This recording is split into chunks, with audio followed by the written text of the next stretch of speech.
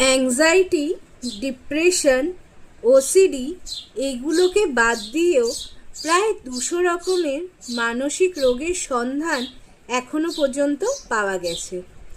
আমরা নিজেরাই জানি না আমাদের মধ্যে এই ধরনের কোনো মানসিক রোগের কোনো সিমটম লুকিয়ে আছে কিনা। কিন্তু যখন আমরা নিজেরাই বুঝতে পারবো আমাদের মধ্যে কিছু অ্যাবনর্মালিটি আছে বা আমাদের চারিপাশের মানুষের মধ্যে যদি আমরা কোনো অসংলগ্নতা খুঁজে পাই, সঙ্গে সঙ্গে আমাদের উচিত তাদের কাউন্সিলিংয়ের পরামর্শ দেওয়া।